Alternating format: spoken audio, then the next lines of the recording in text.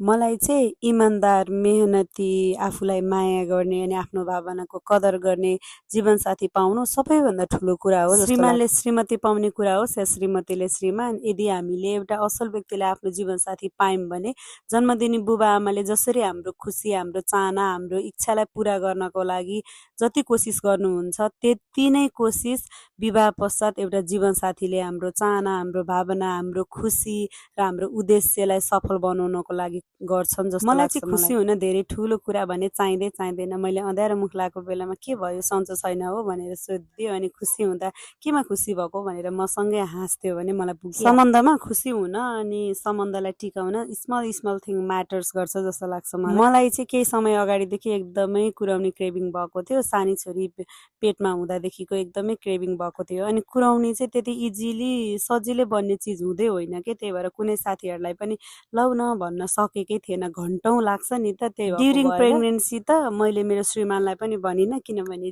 केही कुरा घरमा बनाएको स्मेल मलाई आयो भने चाहिँ भमिट भइहाल्थ्यो। नानी भएको केही समय पछाडि चाहिँ मलाई कुराउनी खान मन लाग्छ भनेर मैले सुनाएको थिएँ, उहाँले सम्झिराख्नु भएको। बाहिर मजाले स्नो परेर सबै कम्पनीहरू सटडाउन पनि भइरहेको थियो। यही मौकालाई प्रयोग गरेर मेरो हस्बेन्डले मेरो लागि आज कुराउनी बनाउँदै हुनुहुन्छ।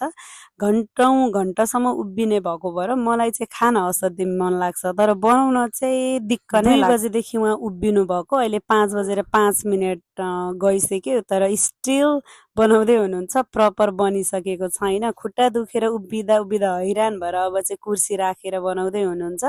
एकदमै मेहनत लाग्ने है यो कुराउनी बनाउन। मेरो श्रीमानलाई म तँलाई माया गर्छु भनेर देखाउन अनि भनिराख्न भने आउँदैन। पहिला यही कुरालाई लिएर हामी डिस्कस पनि गर्थ्यौँ, हजुर त मलाई माया नै गर्नुहुन्न कि क्या हो देखाउनुहुन्न भनेर। अनि उहाँले चाहिँ माया देखाउने चिज हो भन्नुहुन्थ्यो। खै मलाई थाहा छैन माया देखाउने चिज हो कि होइन, तर मैले कुनै कुरा पनि खान मन लागेको छ भनेर वचन भुइँमा झारिसकेपछि त्यही दिन सम्भव भए, त्यही दिन नभए जब सम्भव हुन्छ तब ल्याएर हुन्छ कि बनाएर हुन्छ कि खुवाउने चाहिँ उहाँको बानी छ है। आफू पनि असाध्यै फुडी भएको भएर पनि होला, खानाको चाहना राखेपछि चाहिँ फरक नै पर्दैन। उहाँको 3-3.5 घन्टाको मेहनतपछि फाइनली कुराउनी बनेको थियो। मेरो चाहिँ त्यो एक्साइटिङ लेभल भने कहाँ पुगिसकेको थियो। अनि मैले खाएँ, मलाई यस्तो मिठो लाग्यो, यस्तो लाग्यो कि मेरो आत्मा फेरि एकचोटि जीवित भयो। Oh my god, so good, so tasty. Thank you so much dear husband, thank you. प्रेग्नेन्सीमा लागेको क्रेभिङ कस्तो क्रेजी हुन्छ भनेर त जो प्रेग्नेन्ट भइसक्नु भएको छ उहाँलाई मात्र थाहा हुन्छ कि। सो आज मेरो आत्माले नि बल्दे भन्यो होला।